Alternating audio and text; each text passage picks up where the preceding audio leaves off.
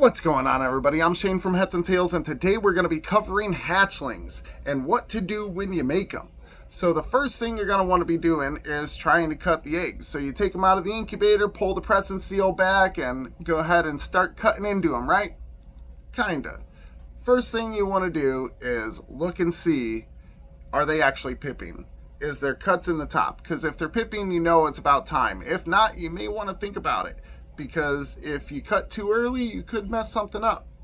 Assuming everything is going well, you got a few pippers and a few that didn't, that's fine. Go ahead and cut a C in the top of the egg. I choose to use a C because it seems like you can pull back the little flap real nice and then put it back down, and not a lot of the contents of the egg spill out. So once you do that, you can usually get a sneak peek on how they're going to look. Hopefully they look something awesome like this, right? This guy's actually in shed right now. He's in clear, which is, I don't know if you can see that. See, he's starting to get some shed peeling off right there. Still looks real good. I mean, he's in clear though, so it looks almost the same as he will normally. But back to our subject. Okay, so you cut the eggs. You're going to want to pull them out, right? No. I recommend waiting about 3 days. Let them all come out of the egg. Once they come out of the egg, you pull them all out of the tub, and then you give them a bath. After that bath, I put them back in another tub with just a paper towel and a water dish in there, and leave them in there for about a week. After that week or so, they usually shed. Once they shed, you can go ahead and put them in the hatchling tubs. Once you put them in the hatchling tubs, first time putting them in the hatchling tubs, I usually just use paper towel, water dish. I wait about a week or so after that to try to get them to eat. If you do it too early, you can end up messing up their eating cycle, and they might not want to eat.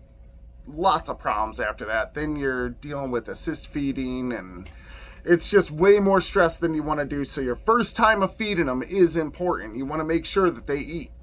I always feed live on my first one, usually something pretty small that I know that they can handle no problem. And I do use tongue assist to feed. I make sure that they stay there and, dangle it or whatever.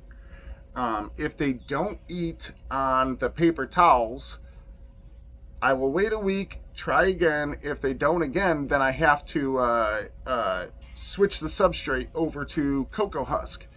Try that. After about 3 days of them sitting on the cocoa husk, try to feed again. Hopefully they eat at that point. If not, you're getting into real dangerous territory at that point of actually having a problem snake. So hopefully all of your snakes are eating at that point. You get them all going. Once they're on the cocoa husk, it's every week. Every 5 to 10 days you want to feed these guys, and it shouldn't take them too long to get up to size. Once they get near size, you're going to be thinking, okay, am I keeping these or am I selling these? You're probably going to have that idea already, knowing what you're doing and stuff like that. So if you are trying to sell them, I recommend selling them over 100 grams. If it's under 100 grams, some of the snakes are small whenever they're born, so it's snake by snake. But you want to make sure that they're getting meals and getting good. I always do also. I feed live here, but I also feed a frozen thawed to them, so that way I know whenever I sell them to somebody, if all they can get is frozen thawed, I know that they're still going to eat that. That's very important. You want to make sure your snake's going to be healthy. And then obviously handling them is always a good thing. Makes them more used to people and all that good stuff, so that they're not scared whenever you start to grab them and stuff like that. But at the same time, I do have to revert back to the idea of them being ball pythons, and generally they're not very aggressive. I mean, Dave Kaufman has that video. He goes out there in the wild, picks one up, damn bite him nothing. It literally just looked like another one of my big females I pick up every day. That's one of the coolest things about these guys, is that temperament, you don't have to really work them on the temperament.